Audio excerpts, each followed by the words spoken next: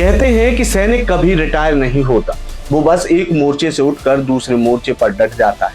लेकिन भारतीय सेना में एक ऐसा भी वीर जाबाज हुआ है जिसकी रीढ़ की हड्डियों को आतंकवादियों की गोलियों ने छलनी कर दिया, फिर भी वह मुस्तैद होकर भारतीय सेना का मेजर जनरल बना।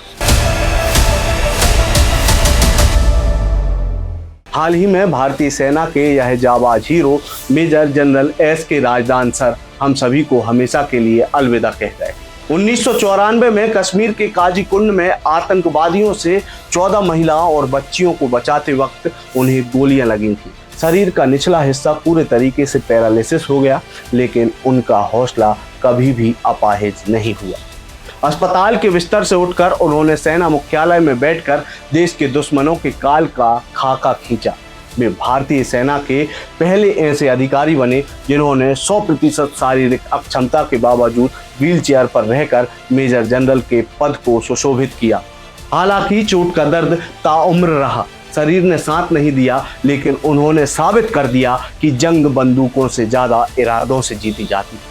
देश अपने इस वीर योद्धा को कोटि कोटि नमन करता है और यही वो जज्बा है जो उन्हें एक आम इंसान से भारत माता का अमर सपूत बनाता है। लेकिन सवाल ये है कि आखिर कौन थे एस.के. राजदान?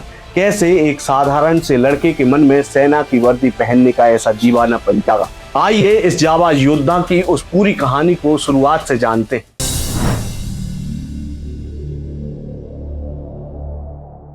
राजदान सर के फौजी बनने की कहानी बचपन के एक पुराने कब्रिस्तान से शुरू होती है।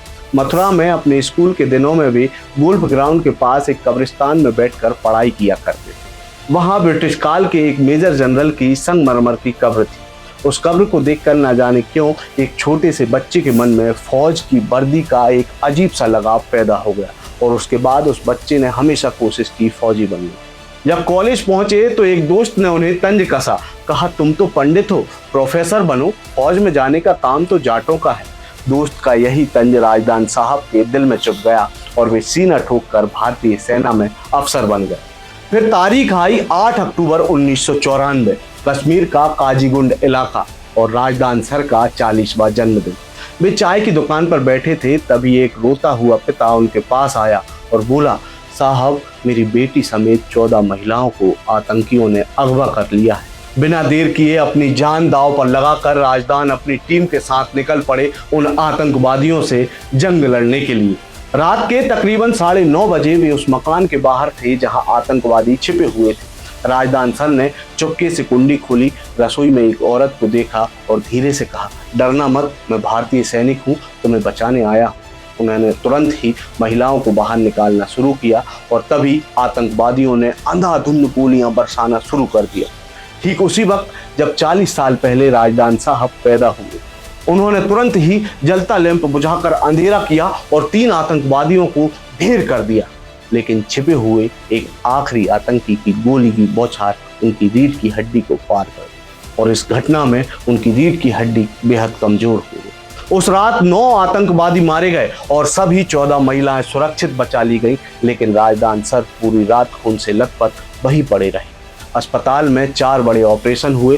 डॉक्टरों ने कह दिया था कि ये कभी चल नहीं पाएंगे, लेकिन राजदान सर ने अपनी जिंदगी का एक मूल मंत्र बनाया, वाटर रेजिस्टेंट स्ट्रैटेजी, यानी पानी की तरह बिना रुके बस आगे बढ़ते जाना, चलते जाना।